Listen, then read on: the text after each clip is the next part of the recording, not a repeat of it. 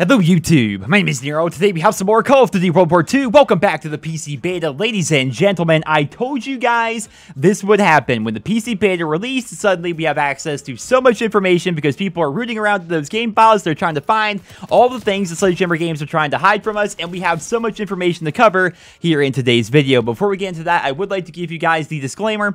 I can't show you the actual leaked images themselves because, of course, Activision would be all over that and give me a copyright claim. If you guys would like to check out the images for yourselves, I'll put a link to an imager album down there in the video description. You guys can follow along. But that's not the only thing we're going to be talking about today. We're also going to be talking about some weapon balance changes that Sledgehammer games have actually made to Call of Duty World War II that I think a lot of you guys are actually going to be pretty happy about. Let's start things off here with the weapon balance changes. Michael Condrey has taken to Reddit to let us know what changes they've actually made going from the console beta here to the PC beta. And the biggest one for me is submachine guns overall have reduced damage per second, and they've also had a decrease to their fall-off range. Now, what that essentially means is they do less damage and they have less range. Submachine guns in their current state are much worse now than they were previously, though I will say they're still pretty good given how small the maps themselves actually are. I'm happy they've actually caved in here. For a while there, they were thinking, man, submachine guns are just fine, people are overreacting, the other guns are just as good, but they really weren't. SMGs were way too powerful in the first iteration of the beta, and I'm happy to see them nerfed here on PC. Don't get me wrong, they're still very good. You still see a lot of people running around with submachine guns, and they are still very good,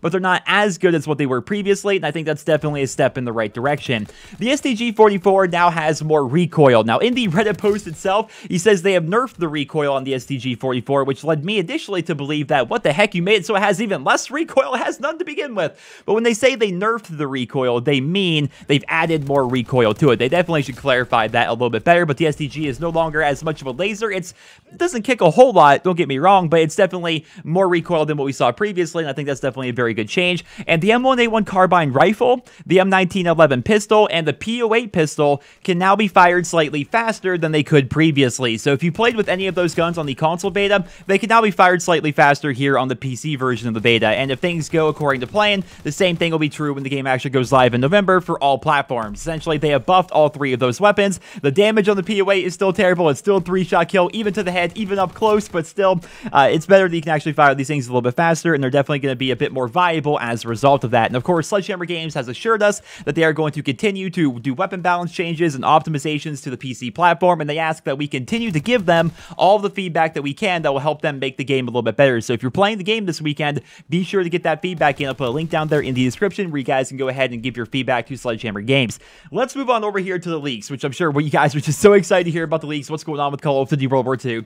So these leaks, of course, surfaced on Reddit, but we have a ton of information to cover, and we also have screenshots. But like I said, I can't show you guys the screenshots here, so there's going to be a link to an imager album down there in the description where you guys can go ahead and check out all these screenshots for yourselves. Let's start things off here with the maps. So we now have console code names for various maps that are going to be available in Call of Duty World War II. One of them is going to be Battleship, which we of course saw during the multiplayer trailer. Another one is going to be Cannon Farm. Another one is going to be Carentan, which of course was the pre-order bonus I talked about in a video a week or so ago. We have France Village, and we have London. These are all going to be maps that are going to be available in Call of Duty World War II's multiplayer. Right now, we only have the console code names, so we don't know exactly what those maps are going to entail. For example, what is France Village? Like, I thought Carentan was a village in France, so apparently we're going to have two of them. I have no idea what's going on with that. Cannon Farm may actually be the Gustav cannon that we saw in the multiplayer trailer, but we can't be sure. But those are just some names, ladies and gentlemen.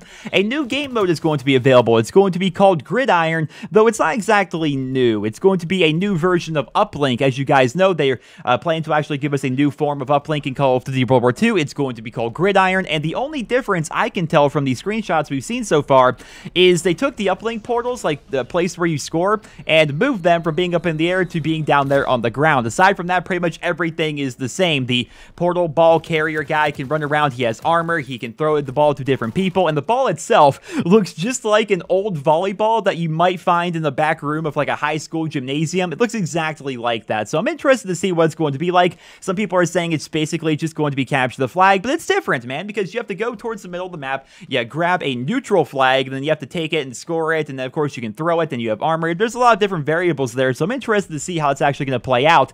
And last but not least, ladies and gentlemen, they've actually leaked the options menu, essentially, for Call of Duty World War II. In there, we see Find Game, we see Create a Class, Create a Soldier, Armory, Custom Match, Game Battles, and Store. So it definitely sounds like they weren't kidding when they said that Game Battles integration would be available right at launch. Now, if you do decide to check out the Imager album, which once again, link to it down there in the description, you're going to see that there are a lot of placeholders on these leaked menus. A lot of them are placeholders from Advanced Warfare, so one of them, I'm sure you're going to be hearing a lot about it, they have the phrase EXO Launcher in your combat record, right? It's right there in Call of Duty World War II. It says EXO Launcher.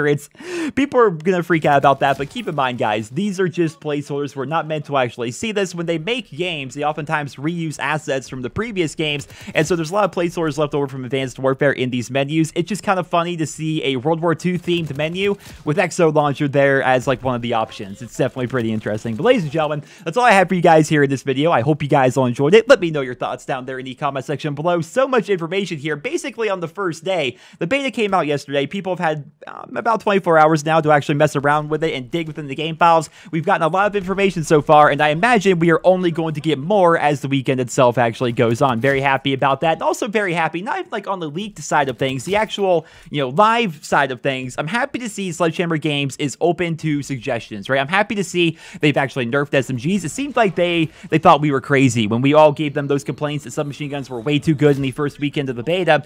Apparently they were listening. They're like, you know what? We completely agree. We understand. Let's nerf down those submachine guns a little bit. Across the board, keep in mind, it's not even just, one SMG over the other. Every single SMG has been nerfed, and they're still good at the same time. So it's definitely not like to nerf them into the ground or anything like that. Then, of course, adding more recoil to the STG, making it so the M1A1 can shoot faster, little tiny things like that. Community feedback, working with your player base, that is how you have a successful game, and so far, Sledgehammer Games has done a pretty good job of that. Well, ladies and gentlemen, that's all I have for you guys here in this video. I want to thank you guys all so much for listening. I hope you enjoyed. Drop me a rating, and I hope you guys all happy birthday.